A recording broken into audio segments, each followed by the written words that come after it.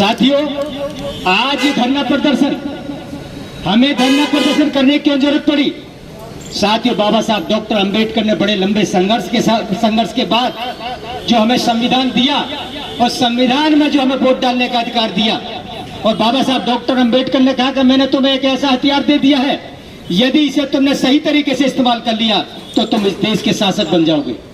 लेकिन साथियों, हमें जो हथियार दिया था, वो जो शासक बनने का अधिकार दिया था, साथियों आज ईवीएम के द्वारा उसे प्रभावहीन, उसे शून्य कर दिया गया है।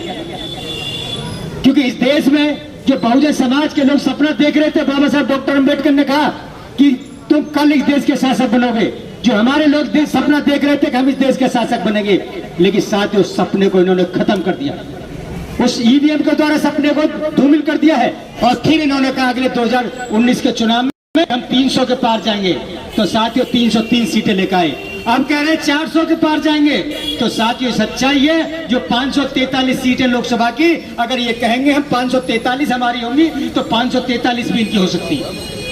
543 सीट भी इनकी हो सकती है, क्योंकि ईवीएम के द्वारा, क्योंकि इस देश में किसान सड़कों पर है, महिलाएं सड़कों पर है, साथियों विद्यार्थी सड़कों पर हैं, बेरोजगार सड़कों पर हैं, लेकिन इन्हें किसी की परवाह नहीं है। इन्हें किसी की परवाह नहीं है।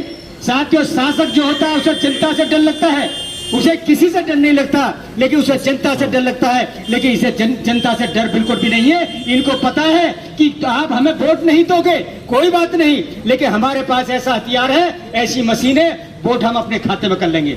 इनके नेता बार बार कहते हैं कि वोट किसी को दे देना, वोट हमारे बॉक्स में आएगी, हमारे खाते में आएगी। जब ये खुलकर कहते हैं, तो साथियों जब किसी भी देश में, जब किसी भी कोई लॉ बनता है, कोई नियम बनता है, कोई कानून बनता है, जब जनता उसके विरोध में आती है तो उसे सरकार को बदलना होता है। लेकिन ये बदलने के लिए तैयार नहीं है।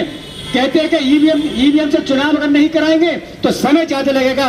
साथियों अमेरिका विकसित देश है, दुनिया की महान शक्ति है, वहां राष्ट्रपति के चुनाव में 2 महीने का समय लगता है। राष्ट्रपति का चुनाव होता है 2 महीने का समय लगता है। लेकिन एक जो विकासशील देश है, जो विकसित देश है, 2 महीने का समय लगाता है राष्ट्रपति का चुनाव में। लेकिन जो विकासशील देश है, जहां 140 करोड़ की जनता है, वहां पर आप 4 दिन आप बैलेट पेपर गिनने के लिए नहीं दे सकते। ये बेईमानी, ये धोखेबाजी जो हो रही है हमारी आम जनता के साथ में, इस देश में विशेषकर बहुजनों के साथ जो धोखेबाजी हो रही है, इसे समझने की जरूरत है। साथियों 2013 में अभी मंत्री जी ने बताया, 8 अक्टूबर 2013 को सुब्रमण्यम सुप्रीम कोर्ट में केस डाला। 8 अक्टूबर 2013 को निर्णय आया कि इस मशीन के द्वारा फ्री, फेयर और ट्रांसपेरेंट चुनाव नहीं हो सकता।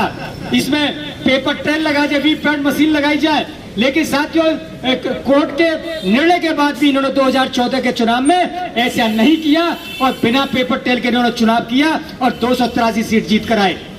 साथियों उसके बाद में 24 अप्रैल 2017 को भारत मुक्ति मोर्चा ने सुप्रीम कोर्ट में केस डाला था। निर्णय आया कि इस मशीन से फ्री फेयर चुनाव नहीं हो सकता, यानी वीवीपैट मशीन लगाई जाए।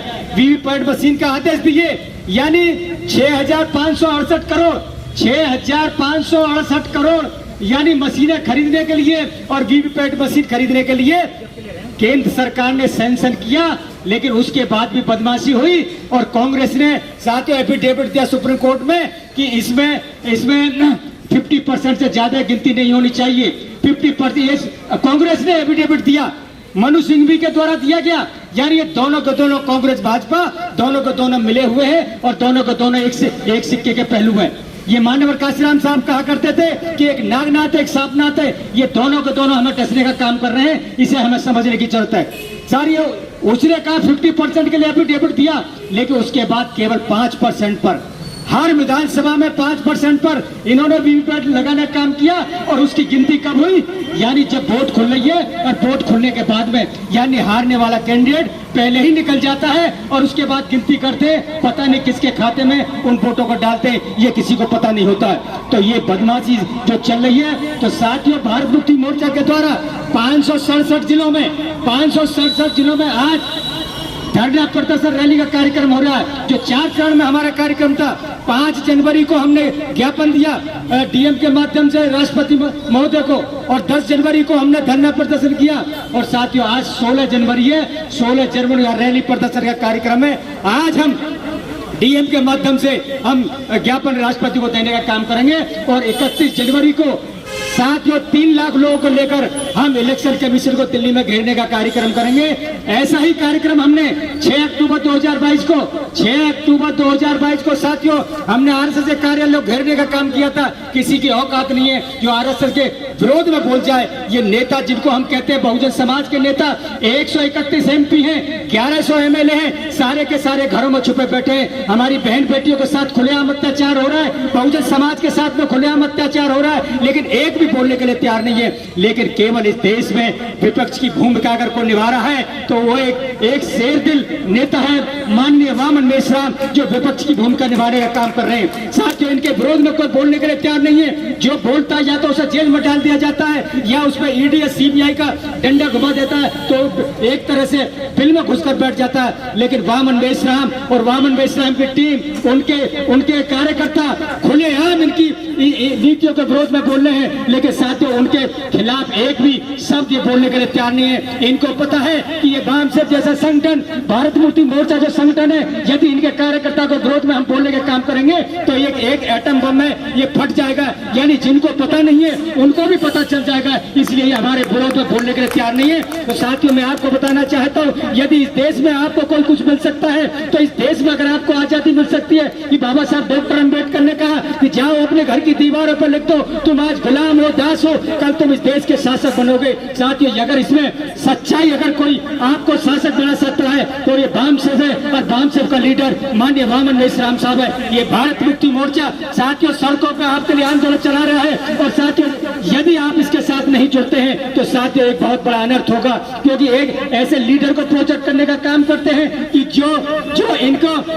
जो इनकी विचारधारा को काउंटर करने का काम कर रहा है, जो इनके मिशन को, इनके मूवमेंट को काउंटर करने का काम कर रहा है, उसको दिखाने का काम नहीं करते, और जो इनके समर्थन में काम कर रहा है ये उनको दिखाने का काम करते। तो साथियों मैं आप लोगों से इतना कहना चाहता हूं कि आज 567 जिलों में हमारा धरना प्रदर्शन रैली का कार्यक्रम हो रहा है। साथियों हम ये इस देश में बेशक संख्या हमारी कम हो सकती है, लेकिन हमारा एक एक कार्यकर्ता 1000 के बराबर है। हमारा एक एक व्यक्ति आने वाला 1000 के बराबर है। हमें संख्या की परवाह है। तो साथियों आने वाले समय में बाबा साहब ने कहा कि तुम्हें इस देश का शासक बनना है, तो ये संगठन आपको इस देश का शासक बनाएगा।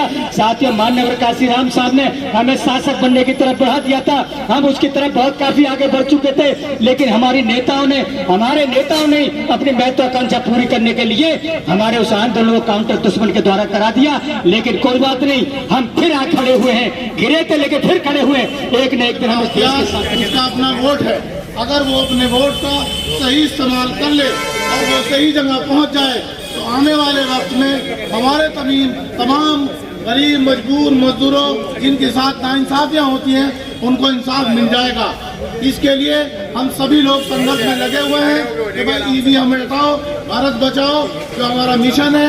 हमारे वामन मेश्राम जी बहुत दिनों से इस चीज को लेकर के चल रहे हैं और पूरी कोशिश के साथ वो अपना काम कर रहे हैं, और हम जी जान से उनके साथ है। और हमारे 85% मूल निवासियों के साथ जो जुल्म जातियाँ, नाइंसाफियाँ, उनकी हक तलफियाँ हो रही हैं, हम उसके लिए रात दिन अपनी मेहनत के साथ सभी साथी लगे हुए हैं। और सभी लोगों से आह्वान किया जाता है कि आप सभी लोग इस मुहिम के साथ हम सब रल मिल करके काम करें तो एक दिन हम जरूर जीत लेंगे। मुक्ति मोर्चा का ईवीएम के विरोध में ये रैली प्रदर्शन धरना के रूप में, उसके बाद फिर रैली निकलेगी, चल रहा है।